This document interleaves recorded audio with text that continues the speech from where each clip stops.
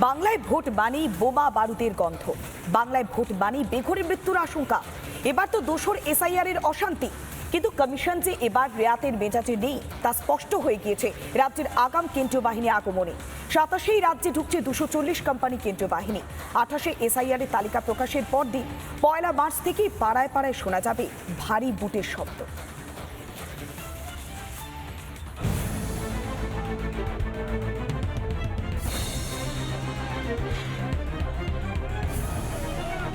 এই হুজ্জতি স্রেফ এসআইআর আটকাতে। এসআইআর ক্ষমতার সমীকরণ নির্ধারণ করবে না কোনোভাবেই, তবু ভোট হারানোর ভয়ে সে কি ধুন্ধুমার। বেগতিক দেখে কমিশনও বাহিনীর ঘেরাটোপ চেয়েছিল। কথায় বলে, সকাল দেখলে দিন কেমন যাবে বোঝা যায়। এসআইআর আটকাতে যদি এই হুজ্জতি হয়, তাহলে ভোটে তো ভয়ঙ্কর তাণ্ডবের আশঙ্কা। এত হুজ্জতি করে অবশ্য এসআইআর রোখা যায়নি।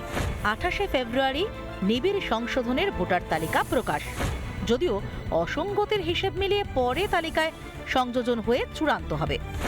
ঠিক তার পরদিনই 1 মার্চ ভারী বুটের টহল শুরু হবে জেলায় জেলায়, পাড়ায় পাড়ায়, অলিতে গলিতে, ভোটারের ভরসা তৈরি করতে। একদিন আগে 27 রাজ্যে চলে আসছে কেন্দ্রীয় বাহিনী। সেন্ট্রাল ফোর্স তো 28 তারিখ আগেই আসবে, और सेंट्रल फोर्स जो আছে 1 তারিখ মধ্যে যেখানে যেখানে ডিসিশন হয়েছে ওখানে মোতায়েন হয়ে যাবে।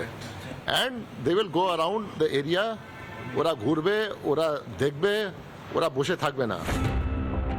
প্রথম ধাপে 27 রাজ্যে ঢুকছে 240 কোম্পানি কেন্দ্রীয় বাহিনী। কোথায় কত বাহিনী কমিশন তাও ঠিক করে ফেলেছে। জেলা হিসেবে সবথেকে বেশি 30 কোম্পানি বাহিনী মোতায়েন থাকছে উত্তর 24 পরগনায়। 16 কোম্পানি বাহিনী পাঠানো হচ্ছে বেলডাঙ্গা হিংসা বিধ্বস্ত মুর্শিদাবাদে। কলকাতা মালদাতেও কম নয়, 12 কোম্পানি করে বাহিনী রাখা হচ্ছে। শাসক দলের নবজোয়ারের কাণ্ডারি অভিষেকের ডায়মন্ড হারবার যে জেলায়, সেখানে 15 কোম্পানি এবং বিরোধী দলনেতার খাস তালুকে 14 কোম্পানি বাহিনী নিঃসন্দেহে তাৎপর্যপূর্ণ। প্রাথমিক হিসেবে স্পষ্ট, অতি স্পর্শকাতরের হিসেব কষে ফেলেছে কমিশন।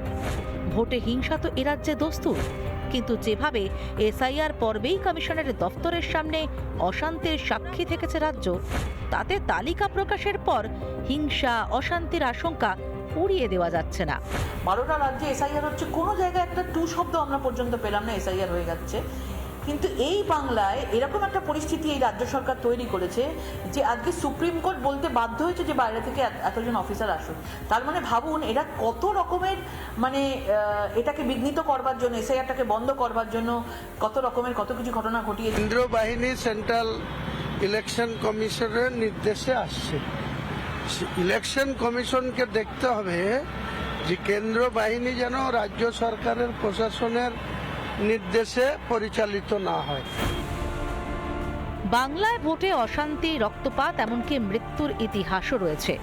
এবার তো এসআইআর এর কল্যাণে অশান্তি শুরু ঢের আগে। সেই পরিস্থিতি বদলাতে যে বদ্ধপরিকর, তা আগাম কেন্দ্রীয় বাহিনী এনেই বুঝিয়ে দিল নির্বাচন কমিশন। রিপাবলিক বাংলা।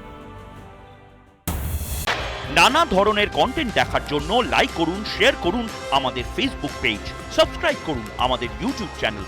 পাশাপাশি অন্যান্য ব্রেকিং নিউজের জন্য অবশ্যই চোখ রাখুন রিপাবলিক বাংলায়।